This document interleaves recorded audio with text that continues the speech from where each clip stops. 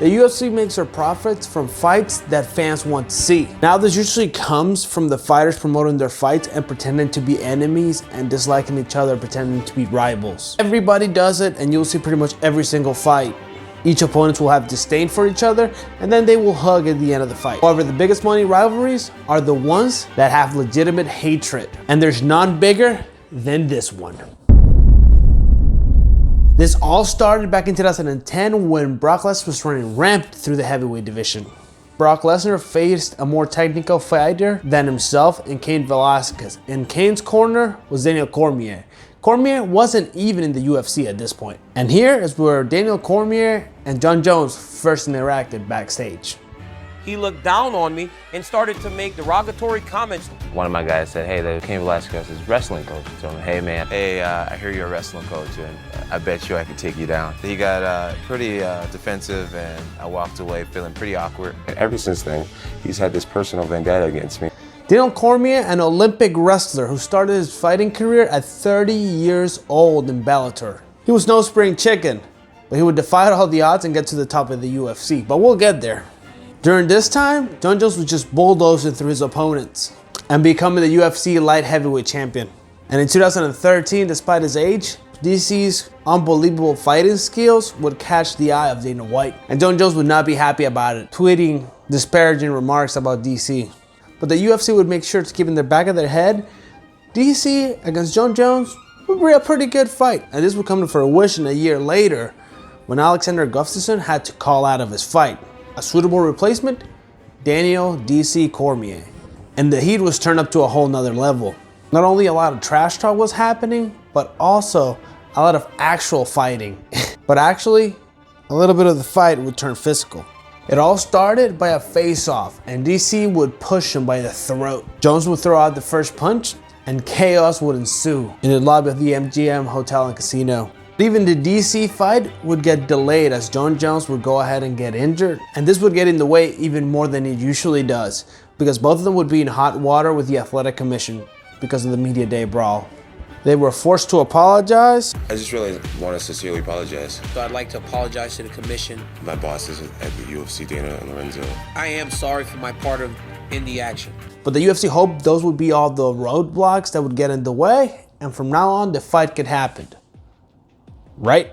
Jon Jones was tested out of competition. When he was tested, he tested positive for cocaine. The fight would be set back for a long time, and you could even say it was because of the UFC video game curse. But at the end of the day, the fight would be booked again, and now it would actually happen. During the fight, Jon Jones would use his superior reach advantage and his superior striking skills to just show Daniel Cormier who was boss. Ultimately, Jon Jones would win via unanimous decision, handing Daniel Cormier his first ever loss in MMA. Usually, in most fights, after the fight's over, they'll hug it up and hey, we promoted the fight, we're making a lot of money, rah, rah, rah. But this wasn't the case. In this specific scenario, there was true bad blood right here. And they were trying to set up for a second fight. But don't forget, he was in the cover of the video game. 911 operator 3830, where is your emergency? Yeah, there was a car accident. Like, the guy that's getting out of the SUV, he took off running. He's running over fences. Jon Jones? Dude, I wonder if this is that fighter's car. Yeah, there's cash in here. Condom. Pro MMA, bro. That's it. Where? Pro MMA is right here.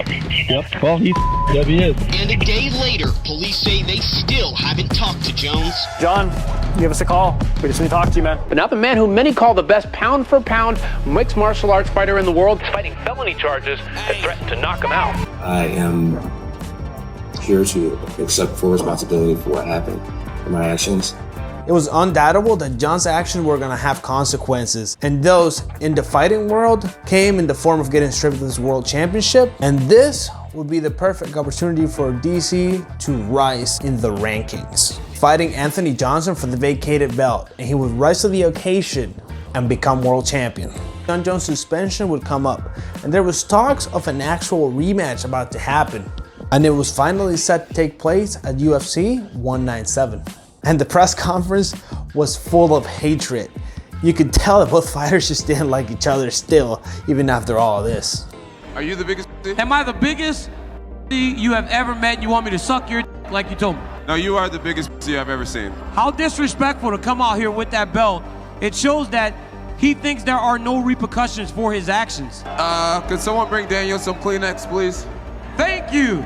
Hey, I'm not crying. I'm just sober. However, as fight week approached, UFC light heavyweight champ Jon Jones has tested positive for traces of cocaine. It's crazy with the cocaine thing. Ariel, look you dead in your eyes. I don't like coke. I'm not a coke guy. I tried cocaine one night, and the athletic commission's there the next day. It was just like, how in the world did this just go down? How did it happen this way? once again, Jon Jones was suspended for another year, and they would find a replacement so Daniel Cormier could fight. That was not the problem. Problem is, the feud just kept brewing, and this would have some repercussions. A guy that will do cocaine a month before the big night, before the biggest fight of his career at the time, nuts. So if you're gonna do things to sabotage yourself, why wouldn't he do things to enhance himself? Who's the bad guy, Dan? Jon Jones. Who's the bad guy, mama? Jon Jones. Next time they would face each other, DC would not be happy about comments Jon Jones made about his kids. Don't mention my kids. Hey, I don't know who you think you're playing with. Mention my children again. Hey, I'm going to.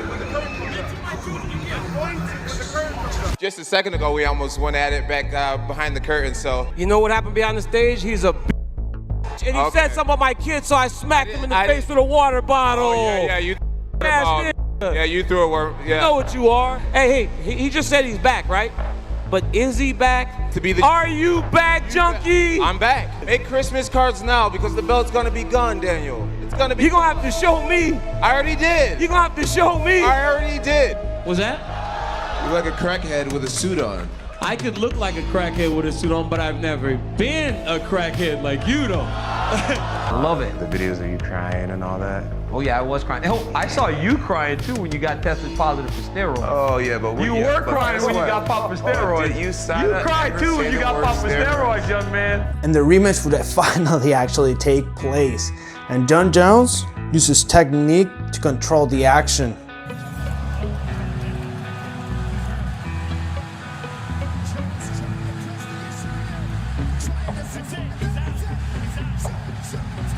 DC was defeated. Can you say it all about this and the rivalry between you and Jon? If you win both fights, there is no rivalry, so. He had realized Jon Jones was just the better man. All the build-up, all the money that they had drawn was great, but it wasn't really a competition. Or was it? Jon Jones won his title from DC, Daniel Cormier, but has failed a drug test. Jon Jones tested positive for turinabol from a sample the day before your guys' fight, of course. This is a very expensive drug, something that is not gonna just be easily found in a supplement. This is the third time he did it. This is a death sentence. I can't believe it. I still can't believe it. Jon Jones is one of the most gifted fighters that I've ever met, maybe the most gifted fighter that I've ever met. But then why, Dana? I don't know.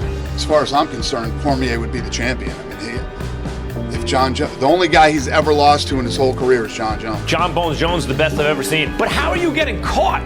Now, either you're stupid or you're arrogant. That arrogance is his hubris that's undone what could have been the greatest MMA career ever. I agree with Dana, it could be over for him. Unfortunately, I've had some science stuff happen to me and kind of put me in this position of just being a lost cause or screwed up. I love Jon Jones, man. He's the best I've ever seen. He's the best in the world, man. And this is not problems.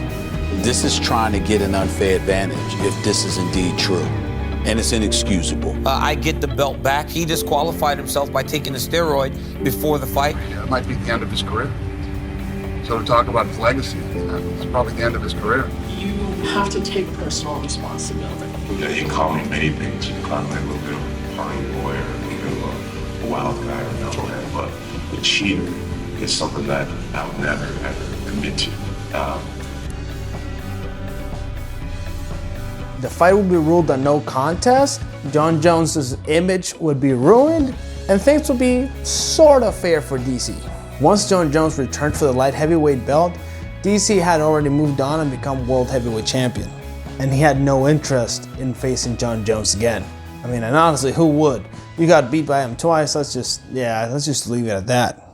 Jon Jones would come back in 2023 and choke out Cyril Gane as he's trying to rebuild his image. One that cost him so much money, but the fight itself made him the highest paid fighter in the entirety of the UFC. Find out how much he made. Find out who the other top 9 fighters are right there.